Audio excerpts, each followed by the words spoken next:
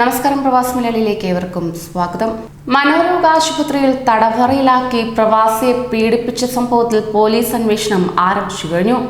ആലുവ കുട്ടമശ്ശേരി സ്വദേശി സുശീലൻ എന്ന സുലൈമാനെ പീഡിപ്പിച്ചതിനെതിരെ ആലുവ ഈസ്റ്റ് പോലീസാണ് കോടതി ഉത്തരവ് പ്രകാരം അന്വേഷണം ആരംഭിച്ചിരിക്കുന്നത്. അങ്ങനെ ഇയാളുടെ ഭാര്യ റീനയെ പ്രതി ചേർത്താണ് കേസെടുത്തത്.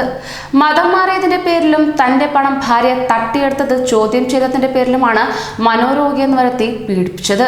തിരികെ മതം മാറ്റാനും പദ്ധതിയിടുകയും ചെയ്തിരുന്നു. എന്നാൽ നാട്ടുകാരുടെ ഇടപെടലിനെ തുടർന്ന് കോടതിയാണ് സുശീലനെ മോചിപ്പിച്ചത്. ഈ മാസം 8 മുതൽ ആലുവ കുട്ടമശ്ശേരിയിൽ നിന്ന് സുശീലനെ കാണാതാവുകയായിരുന്നു. ഭാര്യയും ഇവരുടെ സഹോദരനും ചേർന്ന് കൗൺസിലിംഗ് എന്ന പേരിൽ സുശീലനെ രാവിലെ കൊണ്ടുപോവുകയായിരുന്നു. വൈകിട്ട് സുശീലനില്ലാതെ ഇവർ മടങ്ങിയെത്തിയതോടെ നാട്ടുകാർക്ക് സംശയവുമായി. ഇതേ തുടർന്നുള്ള അന്വേഷണത്തിലാണ് തൊടുപുഴ പൈങ്കുളത്തെ SH മാനസിക രോഗ ആശുപത്രിയിൽ തടങ്കലിൽ വച്ചിരിക്കുകയാണെന്ന് അറിഞ്ഞത്. ഇതേ തുടർന്ന് പോലീസിൽ പരാതി നൽകിയെങ്കിലും നടപടി ഉണ്ടായിരുന്നില്ല. ചങ്ങലയിൽ ബന്ധിതനാക്കിയും വായിൽ പ്ലാസ്റ്റർ പതിച്ചും തുകൽ ബെൽറ്റ് കൊണ്ട് പൊതിരെ തല്ലിയും 11 ദിവസത്തോളം ആശുപത്രിയിൽ ക്രൂര പീഡനങ്ങൾക്ക് ഇരയാവുകയായിരുന്നു സുശീലൻ.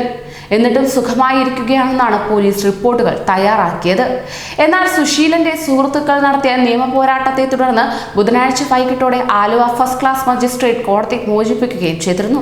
മോചനത്തിനൊടുവിൽ സുലൈമാനെ തട്ടിക്കൊണ്ടുപോയി തടങ്കലിൽ പാർപ്പിച്ച കേസിൽ സുലൈമാന്റെ ഭാര്യ സഹോദരൻ, സഹോദരി, പുത്രൻ എന്നിവർക്കെതിരെ കേസെടുക്കാനും പൈങ്കുളം ആശുപത്രിയിലെ ദുരൂഹ പ്രവർത്തനങ്ങൾക്കെതിരെ അന്വേഷണം നടത്താനും കോടതി പോലീസിന് നിർദ്ദേശവും നൽകിയിരിക്കുകയാണ്. അതോടൊപ്പം തന്നെ സുലൈമാന്റെ സുഹൃത്തായ സിയാദ് ചാലക്കൽ നൽകിയ പരാതിയിലാണ് നടപടി സ്വീകരിച്ചത്. സുശീലൻ 5 വർഷം മുമ്പാണ് സൗദിയിൽ ഇസ്ലാം മതം സ്വീകരിച്ചത്. ഇത് അംഗീകരിച്ച കുടുംബം മാർച്ച് 3-ന് നാട്ടിലെത്തിയതോടെ സുലൈമാനെതിരെ തിരിഞ്ഞത് സംഘപരിവാർ സംഘടനകളുടെ ഇടപെടലിനെ തുടർന്നാണെന്നും പറയപ്പെടുന്നു. ഇപ്പോൾ സ്വകാര്യ ആശുപത്രിയിൽ ചികിത്സയിലുള്ള സുശീലനെ കഴിഞ്ഞ ദിവസം ജില്ലാ ആശുപത്രിയിൽ മെഡിക്കൽ റിപ്പോർട്ട് രേഖപ്പെടുത്താൻ കൊണ്ടുപോവുകയും ചെയ്തിരുന്നു.